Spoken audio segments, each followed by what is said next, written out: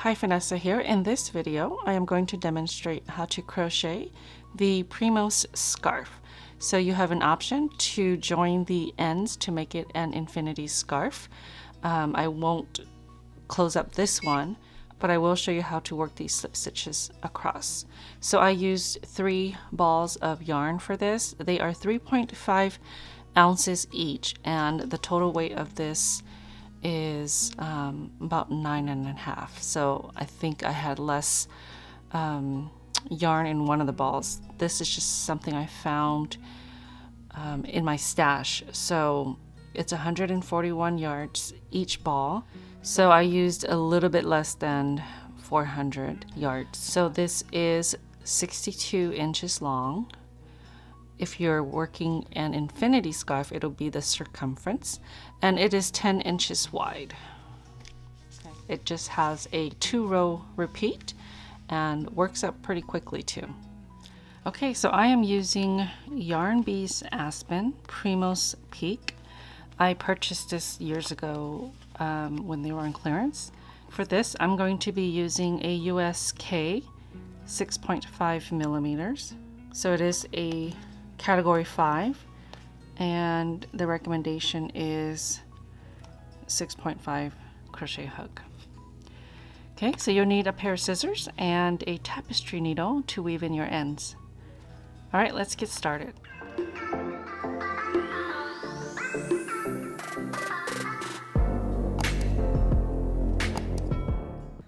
Okay, so this pattern is in multiples of 5 plus 2. I didn't make a gauge swatch, but with crochet you can pretty much measure the size by the number of chain stitches, and since it's a scarf, the gauge is not as important. So it's in multiples of 5 plus 2. So what I do is chain 5 and then 1, 2, 3, 4, 5, and then I just keep counting in 5s.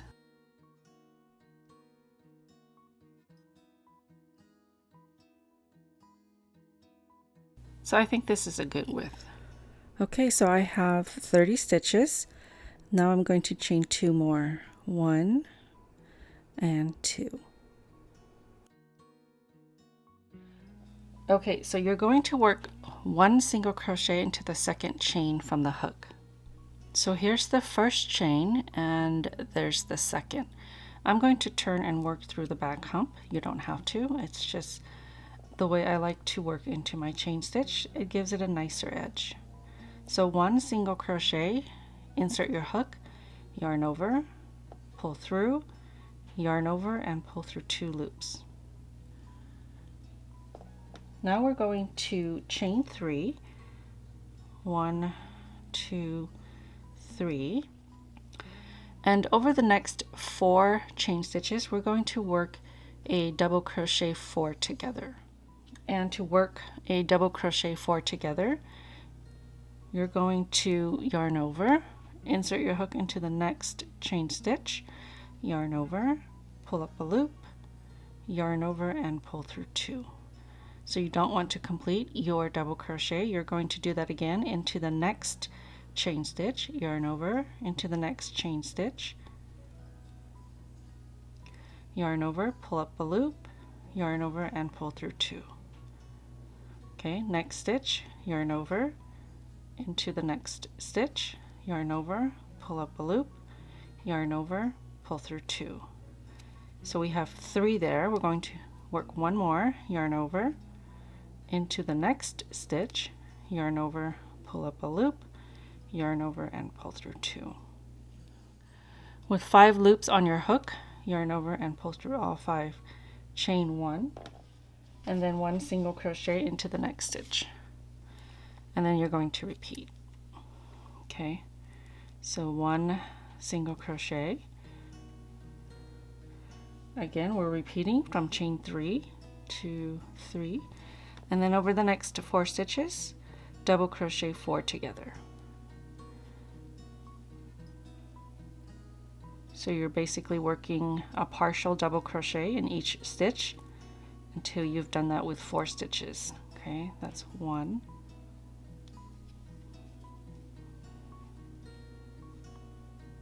2,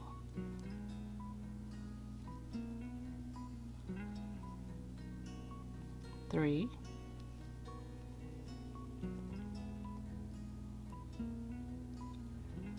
and 4. Okay, always 5 loops, yarn over, pull through all 5, and chain 1. 1 single crochet into the next stitch. So go ahead and repeat that all the way to the end. Chain 3, that's the start of the repeat. Double crochet 4 together over the next 4 stitches.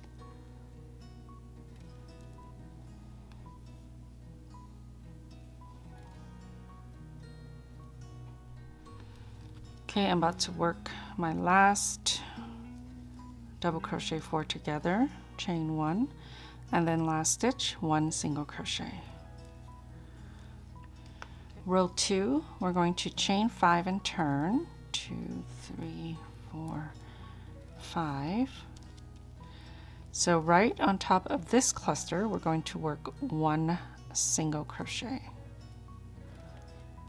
So it's going to be the stitch that's right above this cluster. Okay, then you're going to chain 3, 1, 2, 3, and you're going to work a double crochet 4 together into this chain 3 space. So right into the space, there's 1, 2, we're working all of this into this space, 3, and 4. Okay, there's your double crochet 4 together, chain 1, and then we repeat 1 single crochet on top of the next cluster. Okay, so here's the next cluster.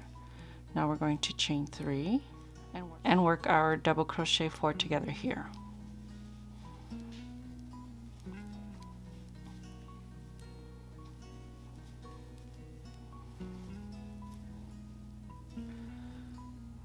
Okay, 5 loops, yarn over, pull through all 5, chain 1, and then into the next cluster 1 single crochet. Okay, repeat that to the end. Chain 3, double crochet 4 together,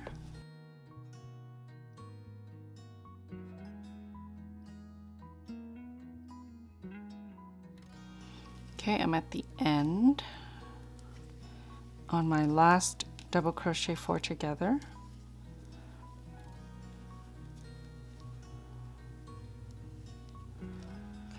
Okay, when you get to the end, after working your last double crochet 4 together into this chain 3 space, you want to work 1 double crochet into this last stitch here. Okay, row 3, chain 1 and turn. You're going to skip that double crochet and work 1 single crochet into the next cluster. So here's the cluster, and I worked 1 single crochet right on top of the cluster. Now pretty much we're going to repeat. So chain 3, double crochet 4 together in this chain 3 space. So once you get the hang of this, it's really easy. It's pretty much the same repeat. There's a 2-row repeat. And that's only because of how you start and end the first stitch of the round or of the row. Okay, so chain 3,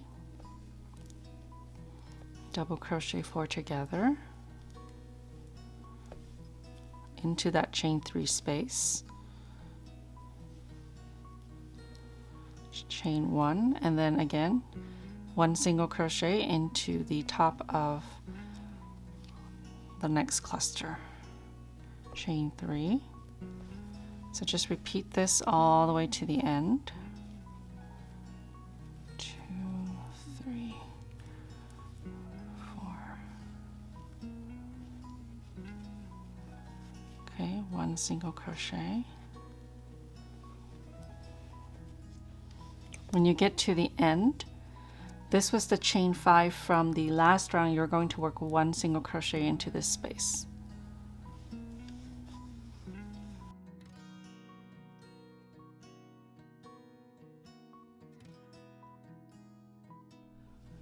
Okay, so I've worked my last double crochet 4 together and worked the chain 1.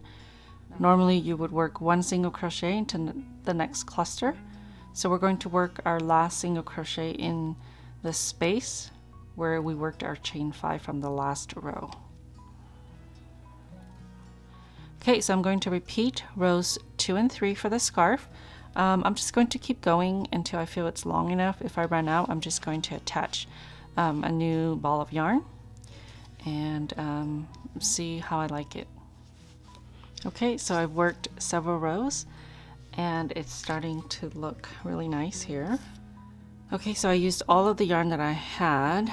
It was 3 balls. I think one of them weren't quite the whole ball, but not by much. Okay, so this is folded in 4, so it's 15.5. It's about 62 inches long, which is much longer than I thought I would get. So I'm really happy that it is the length that it is.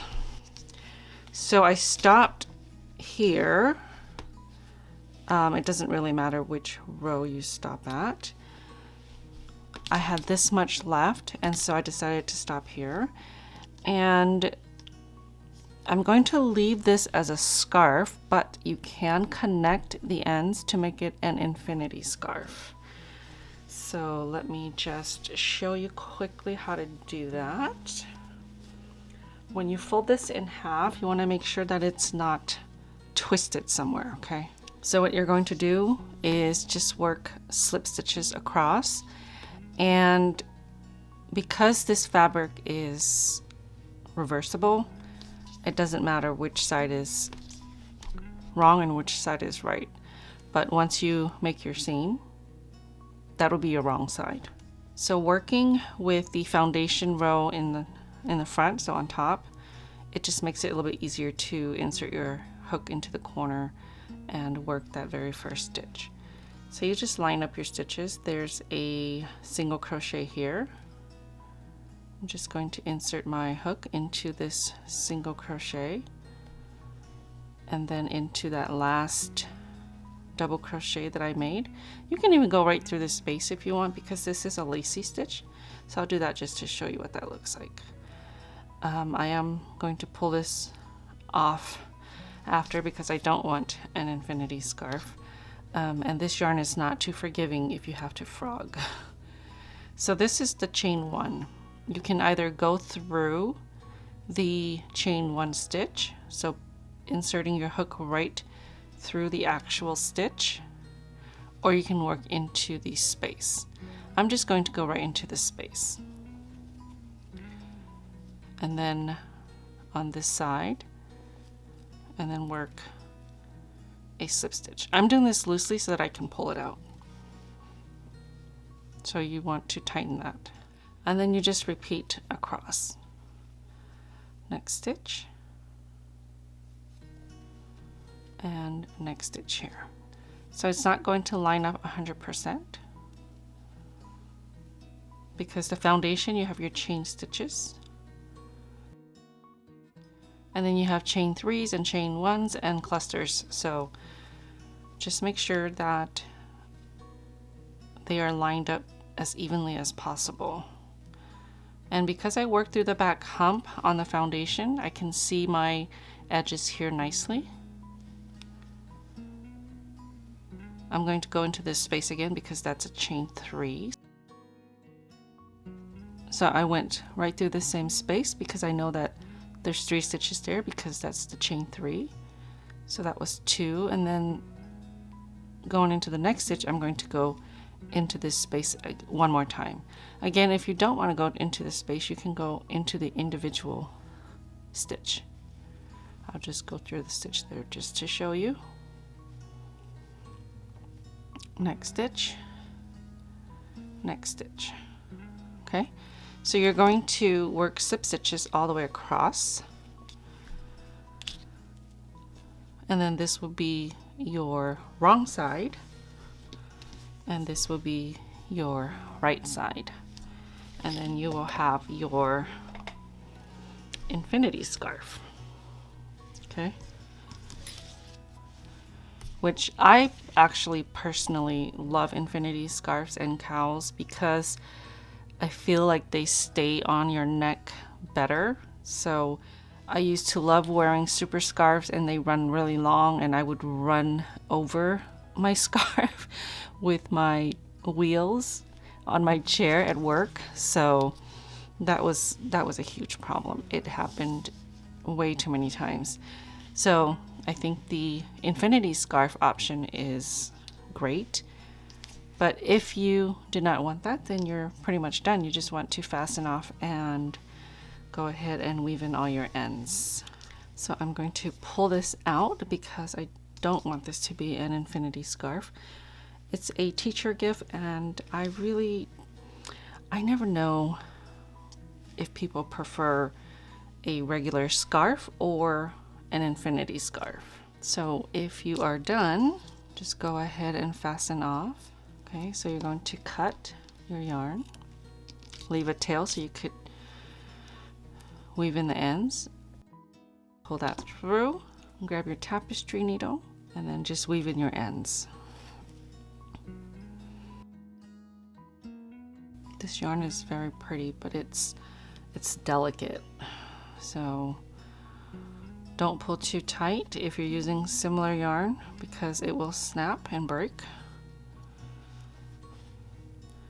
Okay, just secure it, insert your needle, and then take your yarn, wrap it around once, and place your thumb there, pull through, and that'll tie a knot. And then I'm just going to cut this. Okay, so the width of the scarf is 10 inches, and then I'm going to weave in my beginning tail as well.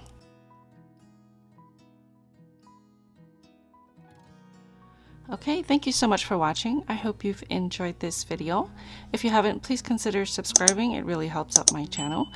And hit that notification button so that you'll be notified every time I post a video. I'll see you next time.